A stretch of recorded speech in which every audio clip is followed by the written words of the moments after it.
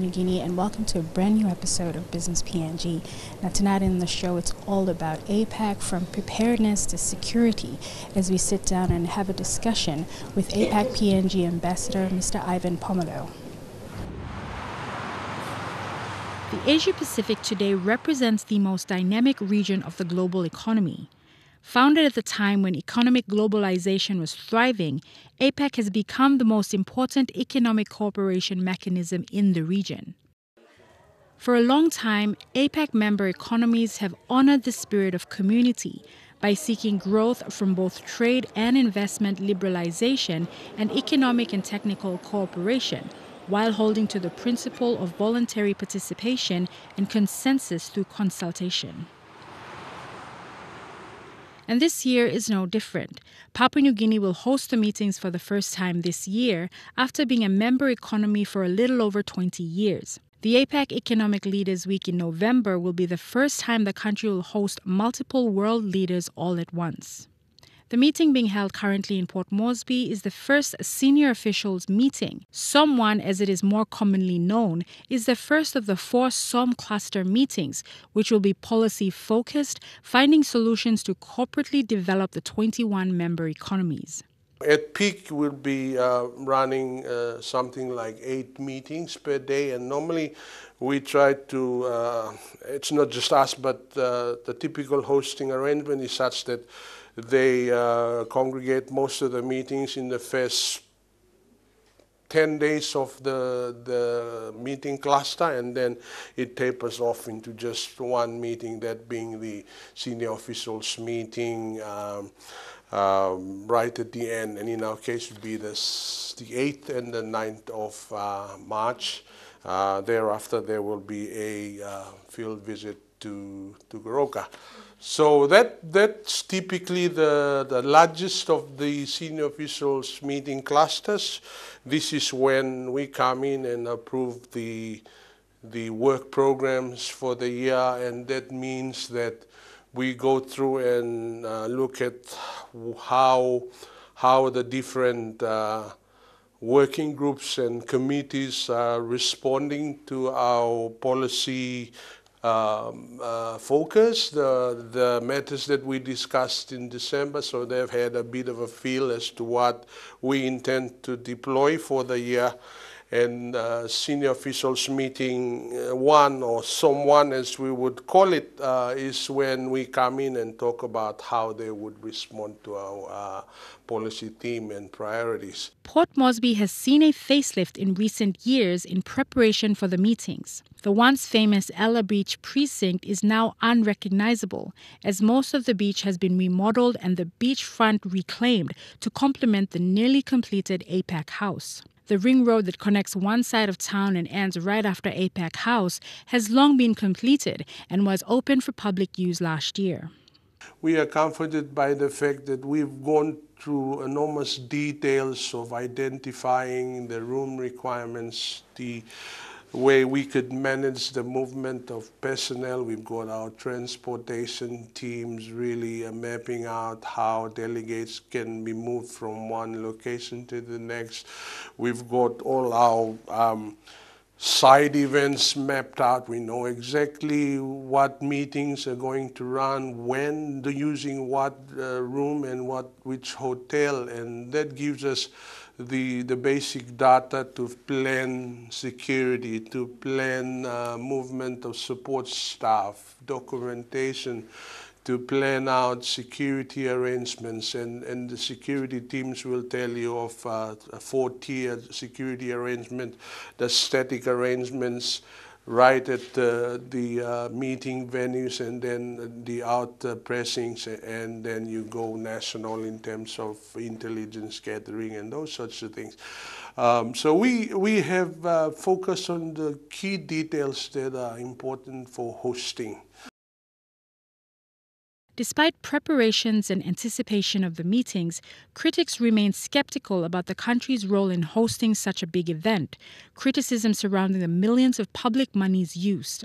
In retort, Pomaleu stated that he and his team have spoken to previous host economies, and though the tangible benefits won't be seen until after the year, it is useful to retain best practice consideration. If we focus a little bit too much on just the direct outcomes of or the direct returns within the confines of the 12-month period, we might actually run the risk of not lending ourselves to a bigger picture of how policy reconfiguration within our market would be able to open up markets for trade and investments, to be able to bring large economies to be interested in our opportunities, what they can achieve if they come in, to make our business environment a little bit more investor friendly.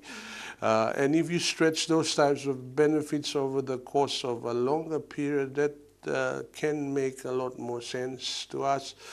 I have tried to ask a lot of questions to those who have hosted before. I needed to prepare myself for how to answer those questions.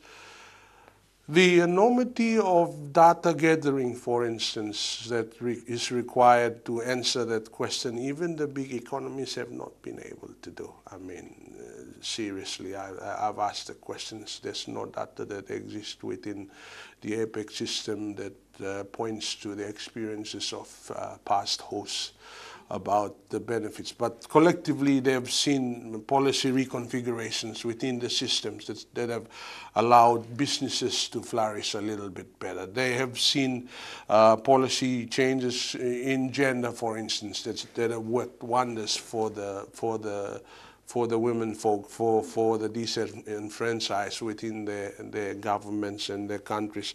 They have seen a surge in government's commitment to making policy realignments that are important for their own systems, and for them that's positive. And we try to draw on those experiences to see what's there for Papua New Guinea. It's a smaller economy. Maybe the impacts of APEC will be a little bit more pronounced than what you'd get, say, from the United States or from Japan or Canada, but that remains to be seen. You always think in those terms. There is a temptation, and we can understand critics when they deal with just the immediate returns, but APEC is predominantly policy. And policy reconfiguration within the marketplace will have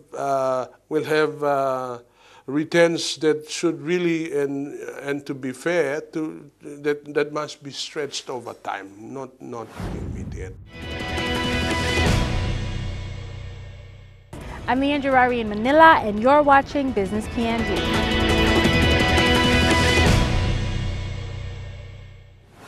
Kicking off APEC year was the first senior officials meeting, which started last week and ends March the 9th. Discussions on the table varied from education to counterterrorism and health. With world leaders ascending into the country, potentially including U.S. President Donald Trump, it is imperative that counter-terrorist measures be pursued due to the fact that Papua New Guinea shares a border with Indonesia, a country that has experienced its fair share of malicious attacks. The National Organizing Committee, of which policy, which I had, is an element of. Then we have the logistics and the security team formed under the umbrella of the Joint Task Force on Security for APEC, has been a little bit more advanced than, I guess, policy in relation to the planning, in relation to identifying their capabilities, and in relation to some of the partnerships that are ongoing in that space, particularly bilateral and multilateral. Our level of confidence in terms of the efforts that have gone in, I guess, can be expressed in terms of the support that's coming from our partners, from Australia, from New Zealand, Canada, and the United States. The Indonesian government has plugged into that process, and with a very specific agenda in mind to ensure that any intelligence data that is required for security planning is made available through those arrangements.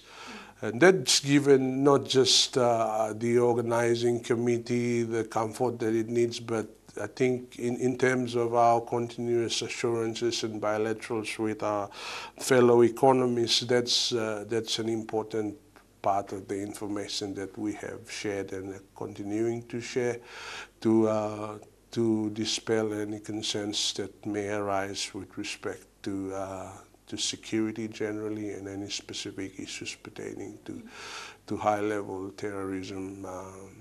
And of course, our own National Intelligence Organization has been part of that process, and they have continued to provide risk assessments and feeding those data through the security planning partners that are already in place and have been working quite hard on planning of the events.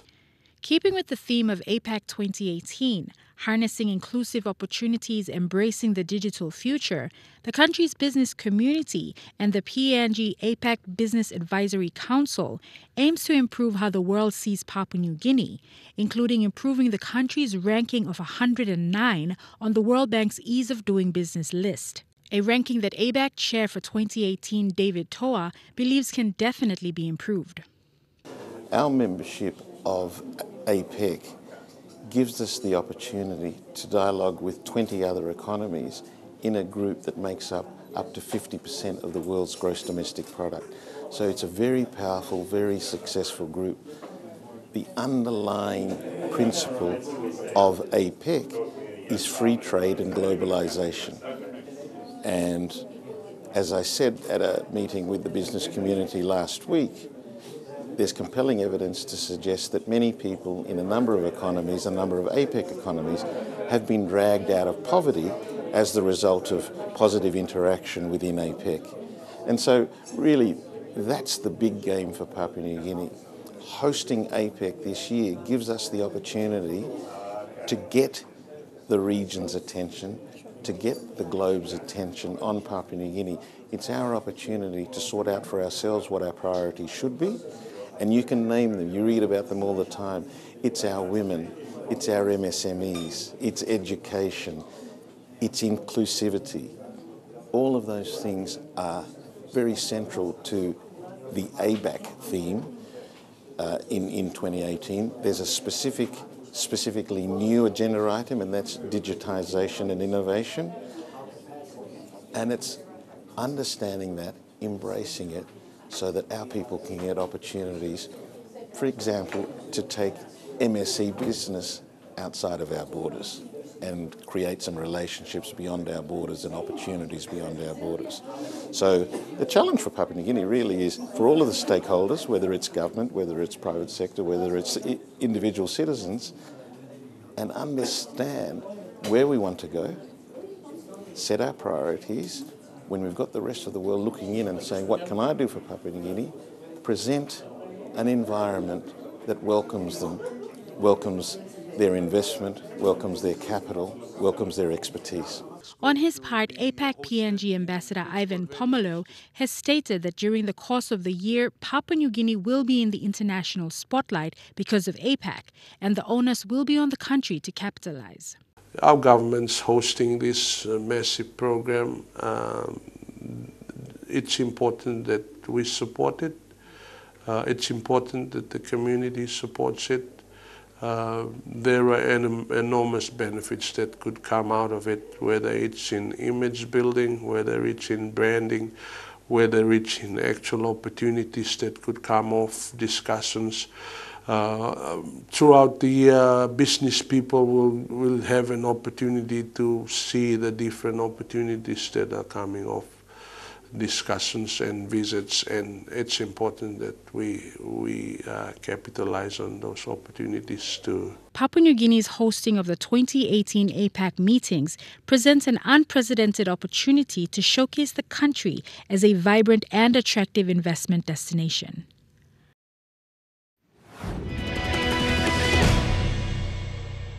I'm Leon Gerari in Lorengau, and you're watching Business PNG.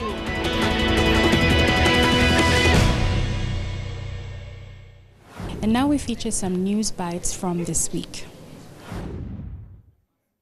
About 10 separate meetings were held today at the 4 different venues between 9 a.m. and 4 p.m. today. At the Laguna Hotel, talks on life science innovations were discussed. Papua New Guinea Deputy Health Secretary Dr. Paisen Dakulala made the opening remarks in this forum.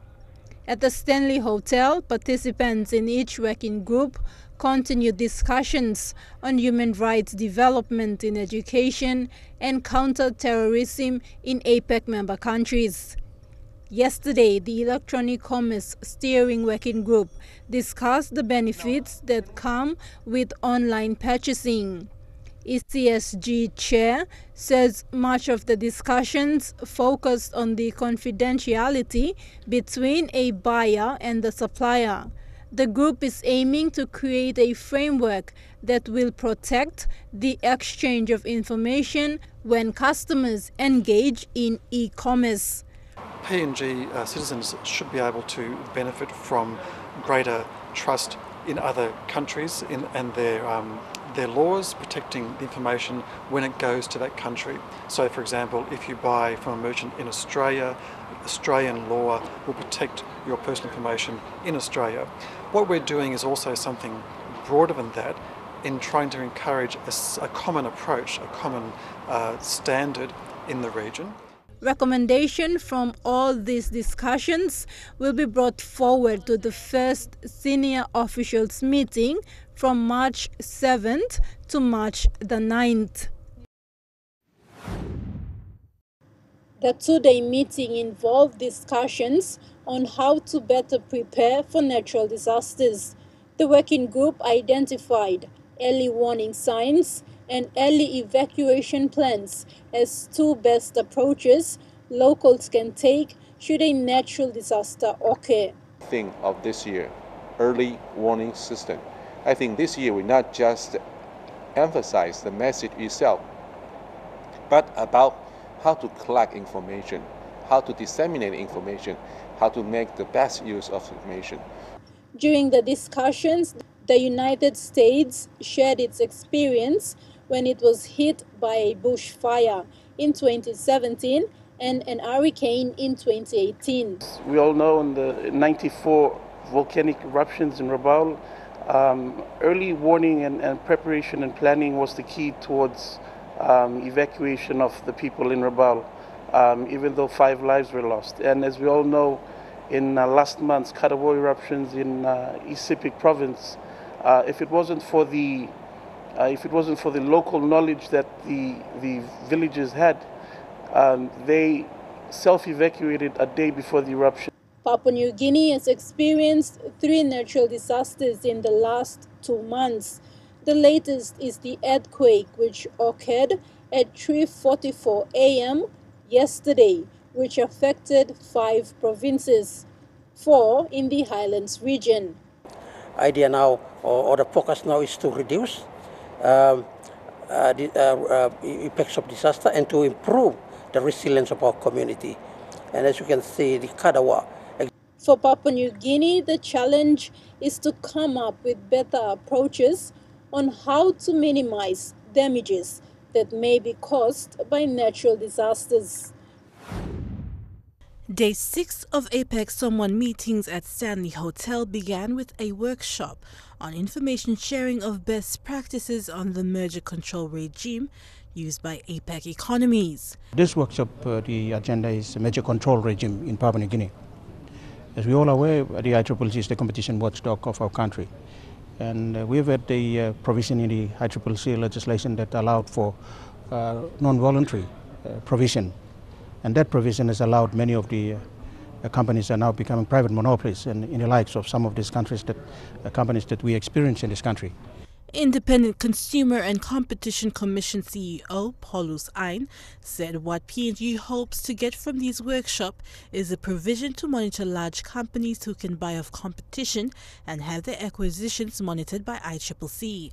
Topic to address this bit of legislation or provision in the ICCC Act, so that we have a provision where it addresses this concern about non-voluntary provision. So we're gradually moving away by having a mandatory provision. So to have that provision, we also would like to gain experience from international experts and those countries that have similar provisions to share with us through this workshop, so that that will help our country going forward. This provision discussions will assist PNG in a way forward for its energy and communication sector. They are coming through IPP or PPAs arrangement where they produce generation, but then they come into the main system, PNG Power Transmission Line, and providing services. So there is a bit of problem in this industry, and we're looking forward to addressing some of this through some of the process that we are undertaking currently by reviewing the existing regulatory arrangement we have with PNG. Ein said there are a number of participating economies' experiences that PNG can learn from. Korea, Russia, so there's a good of experienced people in this room now. They'll be sharing their experiences and share their knowledge with us, so that this will help our economy going forward. So we're looking at a greater benefit to this country, because this will result in reducing monopolies in this country, especially private sector monopolies and major monopolies that we already have. So that has been the weakness we had in this provision in the legislation that has hampered us to successfully implement the competition policy. Papua New Guinea is chairing talks on developing a policy that will improve food security in the 21 APEC economies. Vice Agriculture and Livestock Minister Andrew Ame says the discussions is important because APEC economies are major producers of food items which are consumed and traded globally. Increase in food demand will be brought about by increase in population, increase in income levels, and urbanization. Whilst on the supply side, the declining volume and productivity of production, resources such as land, water, and seas and climate change are the main threats to food production and food supply chains. But on a local scale, these discussions are important for PNG consumers because 80% of our people are subsistence farmers. However, agriculture is an important sector to Papua New Guinea because it accounts for about 28% of the GDP and supports about 87% of the population, mainly in the rural areas, who depend on agriculture for food security, income, and employment. These talks will ensure effective and efficient food value chains are developed to supply sufficient nutrition, which are safe and affordable for its consumers. For this reason, APEC must translate agriculture and food security policies into business opportunities to increase trade and marketing of agricultural products for domestic and international markets, and create enabling environment to promote growth and expansion of food trade and marketing. Food security is an increasing concern for APEC economies because of the increase in food prices. Thus, APEC economies realize that without a policy in place, there will not be any control on food prices. As a result, the policy partnership on food security was established in 2011 to strengthen the public to private cooperation in addressing food security in APEC economies. And that's all we have for this episode of Business PNG. For more information, or if you would simply like to view this episode again, visit EMTV online at the URL at the bottom of your screen. Or to simply join the conversation, like our page on Facebook or follow us on Twitter at the Twitter handle at Business PNG. Until next week, have a pleasant evening. I'm Leon Jawari, and this was Business PNG.